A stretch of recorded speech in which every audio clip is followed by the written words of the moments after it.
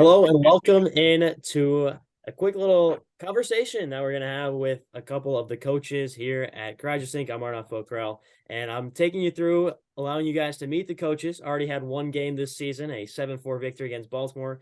But before we head into the next game away at Baltimore again, we figured let's take some time, meet some of the players and coaches in this Krajisnik program. So first up, we've got three of our coaches, and I'll allow them to introduce themselves and kind of how their soccer background led them to Utica and led them to Krajisnik. David, let's start with you. Kind of where have you been and how'd you end up here in Krajisnik? Where haven't I been? I think is probably the best answer. It started out, and I won't go fully into my history, but soccer's been in my blood for as long as I can remember. I'm from Medellin, Colombia, so we breathe, eat, and sleep soccer down in Colombia.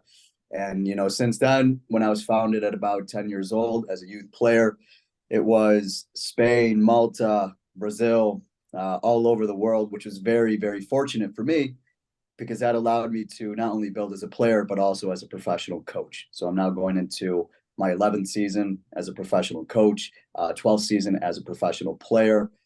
So to combine both it's unique, but I've always had that strategic approach, which led me right back here to Utica in upstate New York after doing a university coaching opportunity with Finger Lakes Community College. And it just so happened that one of our games aligned with the 2023 MASL Combine.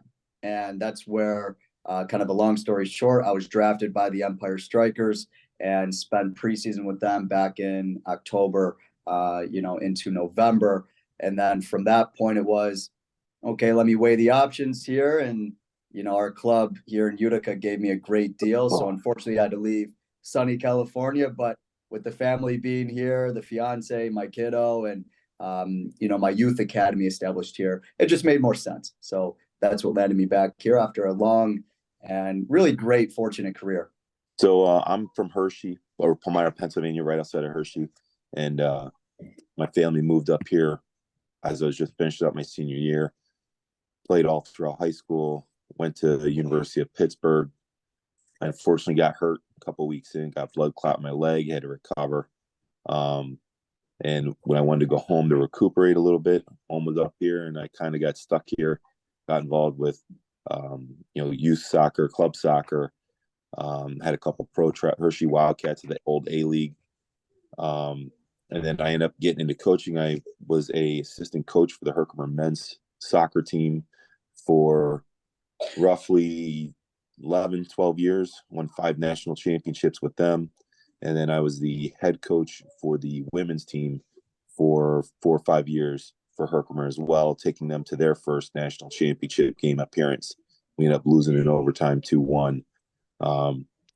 But this opportunity came up to possibly coach, and I know we're looking at a couple years to hopefully have a women's team, and I'll be involved with that then as well.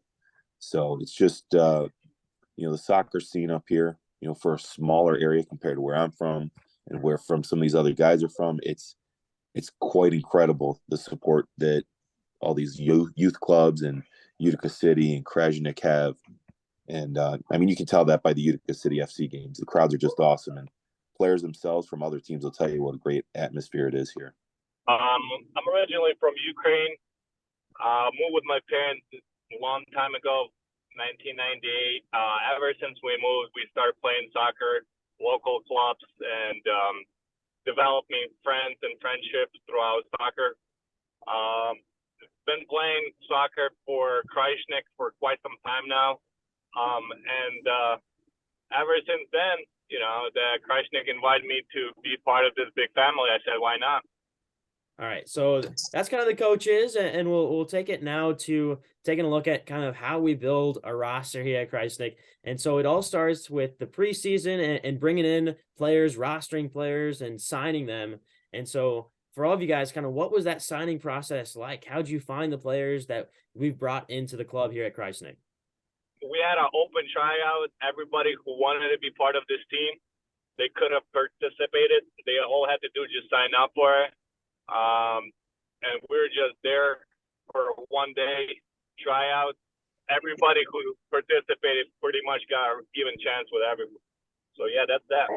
So it's just kind of like right along with what Bogdan said, and Utica City had a couple players, that they were looking at. Obviously we worked with them in the draft as well, and with the players that already played on the UPSL team, we had a pretty good core of players to begin with. So, but we're always looking for players, and we have a pretty good group training wise right now. So, but we're excited for this group that we got. And so taking it to the preseason, kind of what have preseason trainings been like? How are you guys getting the players to kind of build a relationship with each other? Because chemistry is a huge part, especially in the indoor game. How has that kind of been a challenge, and how have you guys tackled that challenge of getting a new team together, getting all the players to gel with each other and kind of build that relationship? I could jump in first here because this is really sort of my bread and butter building. I won't label it as a grassroots level program, but definitely more of a novice group coming in with a very difficult game being the indoor game. So with my 6-7 years of experience playing, the indoor game at a very high level, professional level, M1, M2, this is the reason why I came back to help with the club, because I knew we've got the talent, we've got the potential, we've got a core group that can commit, to our philosophy and really just what the club's aspirations are and objectives are, but we needed some experience. And that's where my move back to Utica, back to New York State, was set up that way. It's really to bring that tactical knowledge, the structure, the disciplines, and establish more clarity, because the more clarity you get with this game, the easier it becomes. And we know futsal is going to be the hardest game indoors, arguably the second most challenging, making outdoor the easiest out of the three. So if he can really solidify those roles and responsibilities in preseason, which we've done up to this point, and you can see from that initial result, 7-4 against Baltimore, it sets us up with a really good foundation where now from this point, it's all about stacking. It's all about compounding that next stage in our team development, so that when we go to Baltimore, and not to jump ahead here, but we're looking at more of that, what we refer to as a manipulative, and not in a negative way, but a positively manipulative and dominant performance. I was kind of surprised how quick they came together. I know Dave does the same kind of thing, but at Herkimer, we always say it's a family. You're around each other a lot, and the first day, we don't have to say anything. And as coaches, we're always looking at everything, watching. Even when we're not practicing off the side, how they're acting. We get done the first day, and they're going up to each other. They're hugging each other. Hey, good work today. We don't have to say anything and they gelled pretty quick. And Bogdan and Dave could probably speak more to it, but how quick that they picked up, because indoors is a tough game. And don't get me wrong, we're nowhere near where we would like to be. It's gradually getting better, but how quick they adapted. And I was surprised and happy to see, like, the subbing was, they got pretty quick. And that's why I think we're really excited about this group, because we do see the potential of where we could be as long as we keep moving forward. And it's just seems like a very good group that we got. No egos, and they work together. And so I want to take it to that first game against Baltimore. Like David mentioned, a 7-4 victory a couple of weeks ago. I mean, initially, guys, what are your takeaways from the game? It's the first time we're playing in this M2 league, and you pull off a victory against a Baltimore side that's been a little bit more established in the past. And how does that feel, first off, and kind of what did you guys take away from that game for the team? So that's a lot to do with the senior players. They kind of walk through the younger guys. A lot of nervous, times there, but as far as the whole group, I think we did very well for our first time playing together. And actually, for some of those guys, it's first time playing M2 league to begin with. So I think we did pretty good, to be honest with you. Yeah, I can agree with that. And one of the things that we heard from the announcers in Baltimore to, Tommy Tanner, to even Everton and the guys that are playing with the first team was, wow, that actually looks like a real side, a real team. So we got not only the feedback from, the inner part of our squad, but even more of the exterior from the fans, announcers, and everybody across the league. So, the results kind of speak for itself, but at the same time, as Jason was mentioning previously, we still have a long way to go, but we're turning that potential into real results. And I thought match day 1 was a good building block, right? But now can we move that into that complete dominant performance where, okay, maybe it's now double digits. We're hitting 10 plus goals. We're, limiting our conceded goals to maybe 1 or 2. We know this game's going to open up with opportunities to score. It's very rare that you get a shutout in this league. But, realistically, we're looking for that 10-1 or more than 10 goals with maybe 1 or 2 moments of breakdown that we can still, go back and review during our match analysis. And a little bit on the player-specific side, Tyler Forbes had a hat trick, Damon Alazon, hat trick of assists.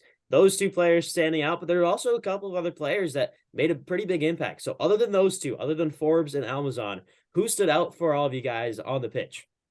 Yeah, I think at least from my perspective, a lot of the senior players were able to really dictate the speed of play and give a good idea to some of the rookies that, okay, it doesn't always have to be attack, and there's that settlement part where we can actually build with more of that, as I mentioned before, manipulative style, and we can have a bit more calmness and composure. So, a lot of the senior players stood out to me with that, and it made a big difference. This is a very high energy, high intensity game, but when you can match that with guys that know how to actually control the speed, it really goes a long way.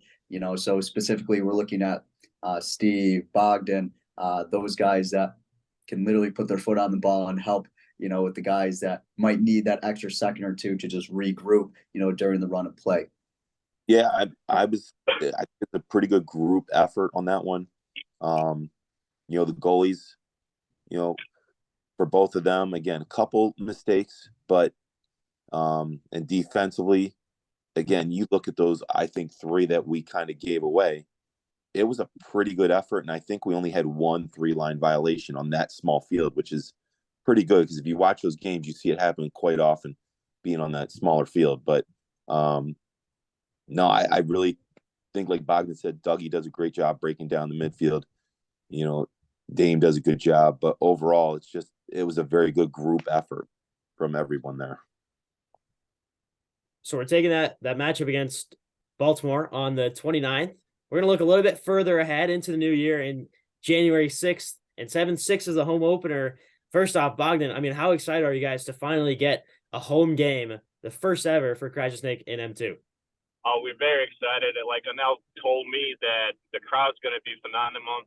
A lot of guys, a lot of folks actually want to come down to watch us play because they're used to coming to see M1 play, and they expect the same thing from us, which we're going to try to do. We have a good group of players that are willing to do that. They're willing to hard work. We're going to be performing well, but the crowd definitely is going to give us that motivation to do well on the field. So we're very excited about that. And David, you're a player that's kind of been everywhere in terms of the soccer scene. For you, what's so special about playing in Utica, whether it's at the Adirondack Bank Center or at the new Nexus, UU Nexus Center? Kind of what's been so special about being in Utica and in that big soccer scene in Utica?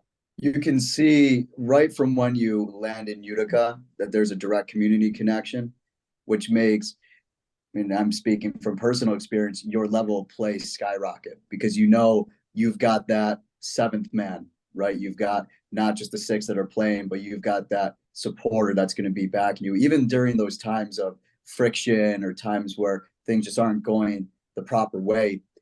Utica is, in my opinion, the standard when it comes to that support. So having that home match, and especially, against one of my former sides, it's going to be, a really special moment for a lot of reasons. But, we also now have a major advantage because we have a proper setup where some of the M2 teams, they're playing in training facilities or, we talked about Baltimore and their small setup. We know exactly what to expect here. So all the cards are falling in line for us and there really shouldn't be any excuses. And speaking to the fan experience, Jason, what can fans expect from this team in UE Krajisnik? I mean, you guys already have a victory. You're looking to get 2 against Baltimore. What can the fans expect at home? You know, Rob Esch has done an unbelievable job getting this facility here. And then on top of that, now with Krajisnik and all the support we have, it just, like Dave said, it just makes for an awesome atmosphere, you know.